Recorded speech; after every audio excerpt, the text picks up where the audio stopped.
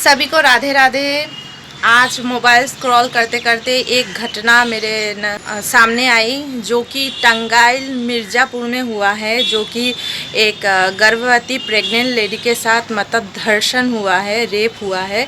और उसके मतलब अंदर से प्रेग्नेंट लेडी के अंदर से मतलब बच्चा निकल कर फिर उसके साथ ऐसा हरकत किया गया है। ये हादसा मतलब कि कितना दुखदायक है। ठीक है, जो हैवान, मैं उसको इंसान नहीं बोलूँगी, जो हैवान उन लोग मतलब उस लेडी के साथ ऐसा हरकत किया, मतलब कि उसका जो गति होगा मतलब हम बोल नहीं सकते। और आज का वीडियो सभी पुरुषों के लिए है। ठीक है, मतलब कि जो है, जो नारी को सब पुरुष मतलब कि भोग दृष्टि से देखते हैं।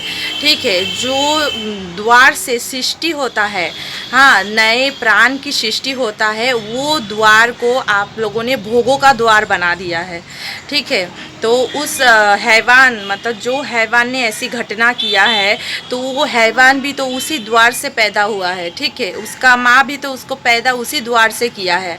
और मतलब कि उनके घर में भी माँ होगा, बहन होगा या बेटी होगा, कोई तो कोई होगा।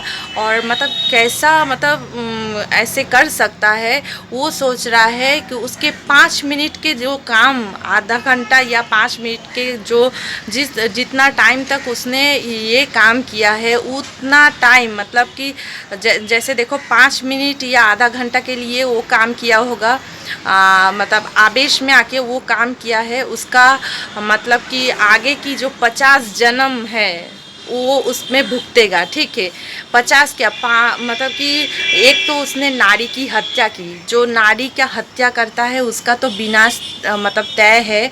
ठीक है, उसके बाद उसने ब्रह्म हत्या की। जो संतान होने वाला था, दुनिया में आने वाला था, मतलब कि उसका अभी भी प्राण मतलब धरती में आने वाला था, वो ब्रह्म हत्या जैसी मतलब कि किया। ठीक है, ब्रह्म हत्या मतलब कितना बड़ा पाप है।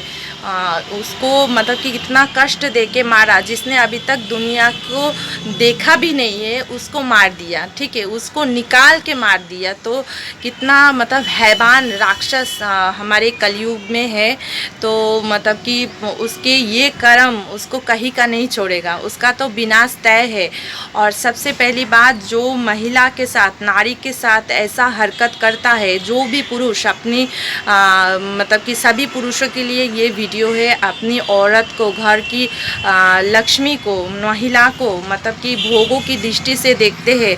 ठीक है, और अपने मतलब कि पत्नी को कुछ नहीं समझती है, जो दिन रात उनके लिए समर्पित रहती है, घर का काम करती है, फिर भी उल्टा सीधा बोलती है। एक दिन वो काम करना छोड़ दे तो तुम जो ये ऑफिस जाते हो, बाहर काम करने के लिए जाते हो, हाँ, तो ये सब तुम्हारा रुक जाएगा। तुम्हारा अगर खाना नहीं बनाएगा, बर्तन नहीं धोएगा, बच्चे को पालन नहीं करेगा, तुम्हारी माँ बाप की सेवा नहीं करेगा, तो तुम्हारा घर मतलब कि स्टॉप हो जाएगा, बंद हो जाएगा। ठीक है, ये जो तुम शांति से काम करने जाते हो, उसके लिए पूरा क्रेडिट घर की औरतों के लिए, औरतों को जाता है। ठीक है, और तुम उसी को उल्टा सीधा बोलते हो, उसी को भोग दृष्टि से देखते हो, उसी के ऊपर अत्याचार करते हो, मारते हो। ठीक है, उसको मतलब नाना तरीके का कष्ट देते हो। ये कर्म तुम्हें कहीं का नहीं छोड़ेगा। मतलब कि जो नारी का अपमान करता है, नारी को छोटा करता है, माँ काली की शक्ति को तो सब कोई जानते हैं। माँ काली क्या करता है? माँ काली जो राक्षस इन जैसे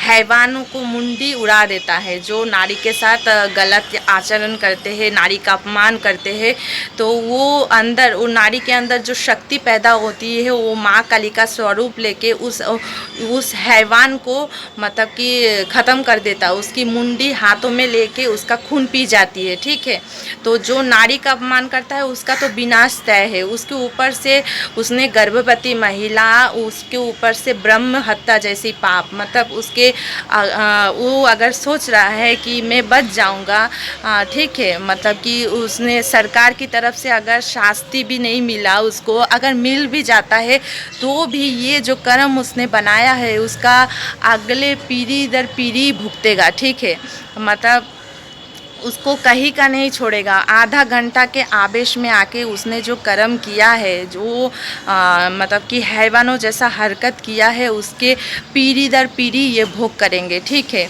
और देखो, जो नारी का अपमान करता है उसको पहले तो नारी का शरीर दिया जाएगा। अगले जन्म में जो भी पुरुष नारी के साथ कम छोटा समझता है, उसको अत्याचार करता है, उसको मारपीट करता है, उसके साथ गंदे आचरण करता है, उसको तो सबसे पहले नारी का शरीर मिलता है।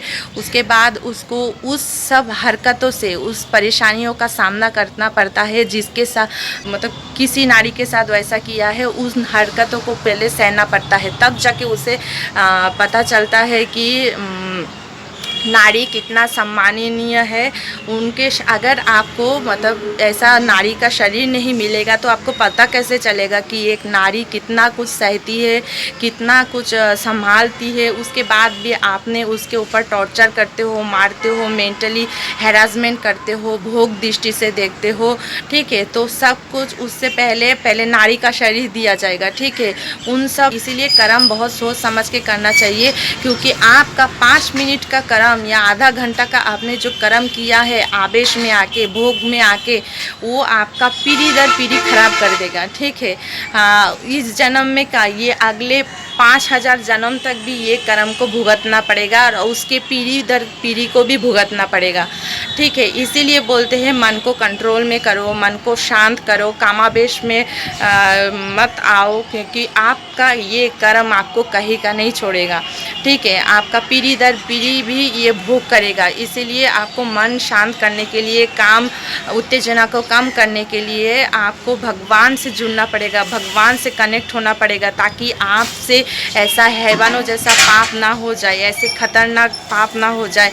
नहीं तो ये आपको मतलब मिट्टी में मिला देगा, आपका विनाश होना तो तय ही है। उसको सरकार भी सज़ा ना दे या सज़ा दे दे, फिर भी उसको जो गति होगा मतलब बहुत ही खतरनाक, मतलब कि ये सोच से परे है, ठीक है। तो अपने मन को कंट्रोल करना बहुत ज़रूरी है। भगवान से इसलिए कनेक्शन बनाना ज़रूरी है ताकि आपसे ऐसा कर्म ना बने, आपसे पाप ना हो, ठीक है।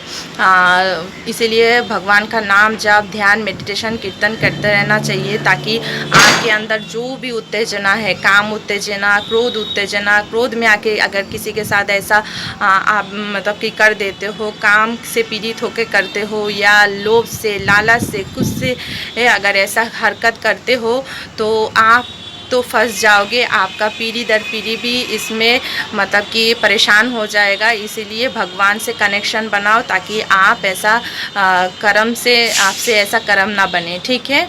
आशा करते हैं सबको समझ में आया होगा। चलिए, धन्यवाद। राधे राधे, और कमेंट पे ज़रूर राधे राधे लिखिएगा।